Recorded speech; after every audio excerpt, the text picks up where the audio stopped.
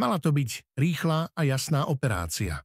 Premiér Robert Fico dal svojim koaličným partnerom ultimátum, aby vyriešili otázku poslancov do pondelka. No ukázalo sa, že nie všetci chápu význam slova zodpovednosť. Je utorok, ultimátum vypršalo a niektorí stále lavírujú, menia stanoviská a prichádzajú s novými požiadavkami. Kým premiér Fico drží pevný kurz a hľadá riešenia v prospech stability, niektorí si z koaličných dohôd urobili trhací kalendár a hazardujú s dôverou voličov.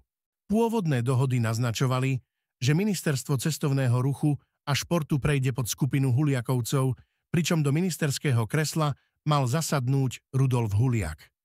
Problémom ostávali nespokojenci z Hlasu, no všetko nasvedčovalo tomu, že riešenie je na stole. Lenže v tom prišla nová hra Andreja Danka. Najskôr deklaroval, že SNS je ochotná uvoľniť svoje ministerstvá, no potom otočil a začal si klásť ďalšie podmienky. Zároveň prišiel s informáciou, že do SNS vstúpia noví poslanci, čím chcel posilniť vlastnú vyjednávaciu pozíciu. Dokonca naznačil, že ak sa veci nebudú vyvíjať podľa jeho predstav, vládnutie by mohlo prejsť do menšinového režimu. Hoci Danko rozširuje svoju politickú hru, v skutočnosti jeho karty nie sú silné. Premiér Fico si je vedomý, že opozícia v tejto situácii nemá žiadne reálne riešenie a predčasné voľby sú pre všetkých koaličných poslancov tou najmenej výhodnou alternatívou.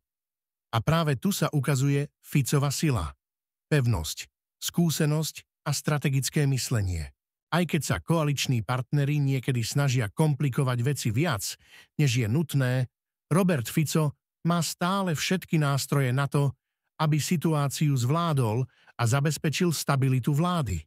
A to je v tejto chvíli najdôležitejšie. Budúcnosť sa ale môže ukázať neriešiteľná aj pre Roberta Fica, keďže momentálne sa strany zmenili na skupinky. Máme Dankovcov, Huliakovcov, Migalovcov, Eštokovcov, Druckerovcov a toto môže byť problém aj pre takého stratéga, ako je Fico. Budeme radi, ak sa zapojíte do diskusie v komentároch a vyjadríte svoj názor. Ak sa vám video páčilo, budeme radi, ak nás budete aj odoberať a sledovať ďalej. Politika denne.